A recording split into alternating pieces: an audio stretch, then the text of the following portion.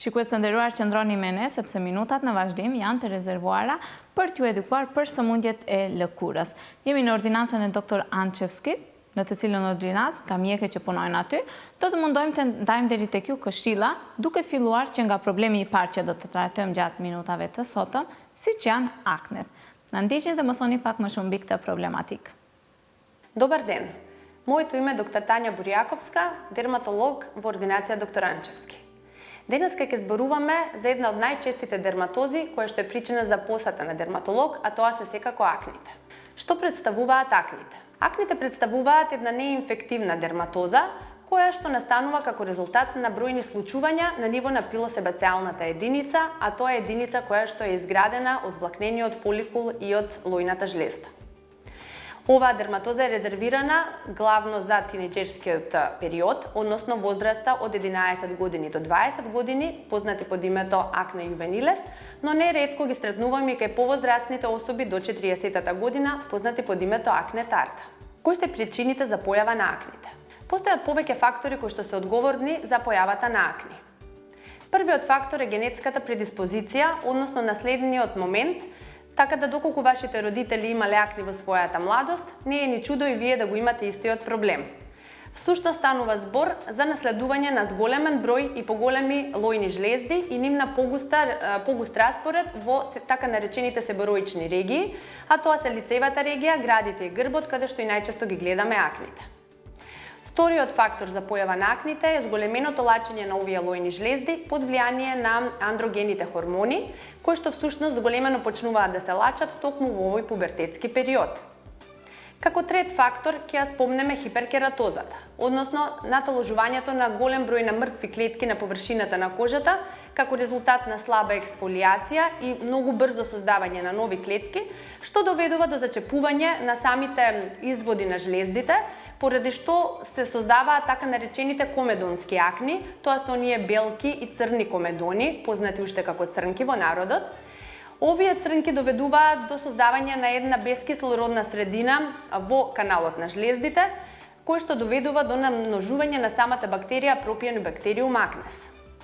Оваа бактерија е нормален жител на нашата кожа и таа во вакви услови зголемено ќе почне да лачи воспалителни медијатори, кои што пак ќе доведат до појава на воспалените форми на акни, тоа се папулопустулозните акни, пропратени со црвенило, со болка и со загноени чепови.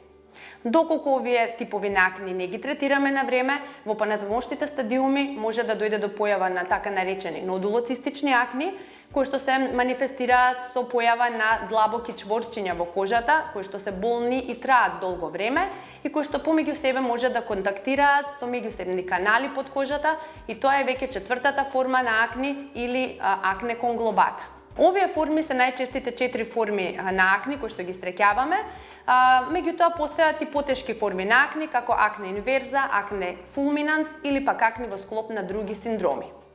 Акне тарда представуваат акни кои што се јавуваат кај повозрастните особи до 40-та година и кои што се резултат на неправилна хигиена, на влијание на фактори од надворешната средина, на хормонален дисбаланс или пак на влијание на стресот од секојдневниот живот. Храната нема големо влијание во појавата на акните, меѓутоа одредени продукти, како млечните производи, заситените шекери и силно зачинета храна може да доведат до зголемено лачење на лојните жлезди и на тој начин да ја влошат клиничката слика на веќе постоечките акни. Како се третираат акните? Доколку имате проблем со акни, најдобро е да се јавите кај вашиот дерматолог, кој што ќе ја одреди вашата лична индивидуализирана терапија токму за вашиот проблем.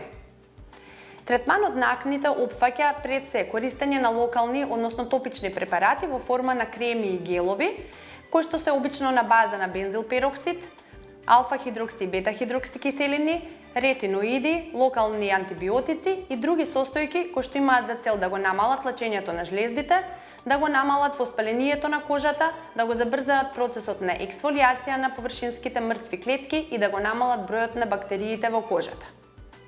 Сите овие локални препарати, кои што ќе ги употребувате во домашни услови, треба да бидат пропратени со третмани кои што се изведуваат во дерматолошка ординација. Овие третмани опфаќаат механичко чистење на лицето и тоа микродермоабразија, понатаму користење на ласер за отварање на акните, експресија механичка на акните, површински, среднодлабоки хемиски пилинзи и фотодинамска терапија која што опфаќа blue light лазер со цел да се намали бројот на пропиони бактериум акнес и третман со жолта и црвена светлина со цел да се намали воспалителната компонента на кожата и да се стимулира регенерацијата на истата. Кај потешките форми на акни се препишуваат антибиотски препарати пероз, кои што се даваат во траење од 1 до 6 месеци. Кај оние пациенти кај кои што имаме хормонален дисбаланс, гинекологот или ендокринологот препишува хормонални препарати, додека пак за најтешките форми на акни, упорните акни и оние кои што оставаат голем број на лузни, резервирани се оралните ретиноиди, кои што никако не треба да ги земете на своја рака, туку треба да бидат препишани и нивната употреба контролирана од страна на дерматолог. Çdo të diel në emisionin ton do të keni video të tilla informative nga doktorët që punojnë në ordinancën e doktor Ançevski. Ju ftoj të na ndiqni.